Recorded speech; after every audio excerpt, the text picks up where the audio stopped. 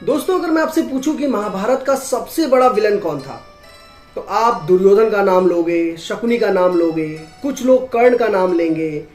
लेकिन जब मैं एक अच्छे महाभारत के ज्ञानी के साथ जब बैठा हुआ था, तो उन्होंने जब एक ऐसा नाम लिया तो मैं बड़ा शॉक में हो गया, क्योंकि उन्होंने बोला भीष्म पितामह महाभारत के सबसे बड़े विलन थे। लेकिन जब उन्होंने अपना एक्सप्लेनेशन दिया तो 2 मिनट के लिए मैं भी शॉक में पड़ गया कि यार, इस पॉइंट ऑफ व्यू से तो मैंने कभी सोचा ही नहीं। आप जरा इस पॉइंट ऑफ व्यू को और इस एक्सप्लेनेशन को समझने के बाद बताना कि क्या वो सच सही था। मेरी तरफ से मैंने अपना पॉइंट ऑफ व्यू नहीं रख रहा हूं कि क्या भीष्म पितामह महाभारत के सबसे बड़े विलन थे, लेकिन इस बारे में सोचने पे विवश जरूर उन्होंने कर दिया है। अब देखिए, हम लोग क्यों बोलते हैं कि धृतराष्ट्र महाभारत का सबसे बड़े विलन थे। उसका रीजन है क्योंकि हम बोलते हैं कि धृतराष्ट्र ने पुत्र मोह में दुर्योधन की सारी गलतियों को माफ कर दिया। दुर्योधन ने महाभारत युद्ध के जो नींव रखी उसको उन्होंने जानबूझ के होने दिया, इसलिए धृतराष्ट्र को लोग विलन बोलते हैं। लेकिन क्या सेम पॉइंट ऑफ व्यू से भीष्म पितामह भी विलन नहीं ठहरते? कि अगर कोई पुत्र मोह में युद्ध करवा रहा है तो ठीक है, लेकिन क्या कोई पिता मोह में युद्ध कराए तो ठीक है? क्या उन्होंने ये सत्य नहीं है कि एक अपने पिता के खुशी के लिए और सम्मान के लिए जो वचन लिया कि मैं आजीवन कभी भी शादी नहीं करूंगा, विवाह नहीं करूंगा, जिसके लिए वो भीष्म पितामह कहलाए, लेकिन जब वो एक वचन के कारण इतना बड़ा महाभारत युद्ध का नींव पड़ रहा था, और इतना बड़ा युद्ध का नींव पड़ा क्योंकि अगर आप सोचेंगे तो जड़ क्या है महाभारत की युद्ध की? जड़ है वो सिंहासन, जिसपे दुर्योधन को लगता है कि मुझे बैठना चाहिए था और युधिष्ठिर को लगता है कि उन्हें बैठना चाहिए था।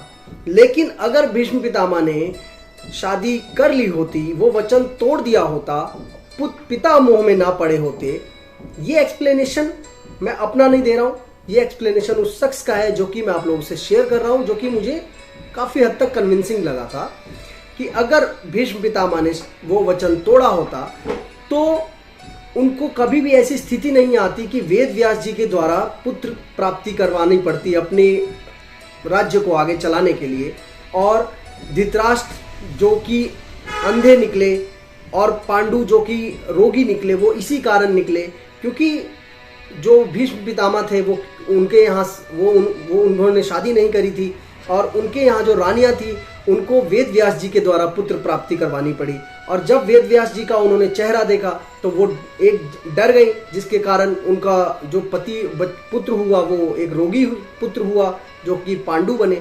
और इसी तरह जो कि एक ऐसी रानी थी जिन्होंने आंख बंद कर ली, तो फिर जो पुत्र पैदा हुआ धृतराष्ट्र, वो अंधे पैदा हुए। तो इसी वजह से ये सारी नींव पड़ती चली गई और अंत में एक ऐसा महायुद्ध हुआ जिसमें लाखों लाखों लोगों ने अपने प्राण गंवा दिए।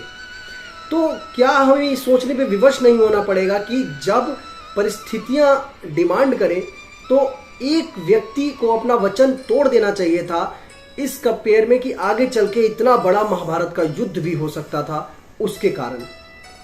तो ये मेरा एक पॉइंट ऑफ व्यू जो मैंने सुना वो मैंने शेयर किया। हालांकि भीष्म पितामह की हम सब बहुत रिस्पेक्ट करते हैं, जो भी कुछ हुआ है वो उनके इंटेंशन से नहीं हुआ है। लेकिन हाँ, जिस तरह से द्रौपदी का जब चीरहरण हो रहा था वहां पे भी वो जब बैठे रहे, चुपचाप मौन रहे, वहां पे भी एक ऐसा समय था कि अगर कोई भी शख्स किसी नारी के सम्मान की बात आती है और अपने वचन के कारण वो मौन वहां पे बैठा हुआ है, तो वो शख्स भी कभी भी सही नहीं है। तो वहां पे भी भीष्म पितामह को मौन नहीं रहना चाहिए था, वहां भी उन्हें अपनी आवाज उठानी चाहिए थी। और सही तो यह है कि दुर्योधन का वहीं पे वध भी कर देते तो कोई गलत बात नहीं होती। तो ये दोनों जो उनके लॉजिक थे जिसकी वजह से इतना बड़ा युद्ध हुआ महाभारत का, अगर द्रौपदी चीरहरण के समय ही भीष्म पितामह ने बगावत कर दी होती दुर्योधन के विरुद्ध, तो वहीं पे सारी बात खत्म हो जाती, दुर्योधन भी भयभीत हो जाता, धृतराष्ट्र भी भयभीत हो जाते। लेकिन किसी ने भी उस ओर ध्यान नहीं दिया। और एक फैक्ट है कि भीष्म पितामह का भी एक बहुत बड़ा रोल रहा इस महायुद्ध होने में। तो हम काफ़ी चीज़ें इनसे सीख सकते हैं अपने इतिहास से कि जब गलत हो तब हमें बोलना चाहिए। अब आप अपना पॉइंट ऑफ व्यू शेयर कीजिए कि आपके हिसाब से क्या ये बात सही है कि भीष्म पितामह भी महाभारत के एक बड़े विलन, अनजाने में सही लेकिन थे। अगर आपका पॉइंट ऑफ व्यू आप कमेंट कीजिएगा और मैं उस पर ज़रूर पढ़ना चाहूँगा। And thanks for watching channel, thanks for watching this video. मैं और नए टॉपिक्स आपके बीच इसी तरह लाता रहता हूँ और लाता रहूँगा। Thank you.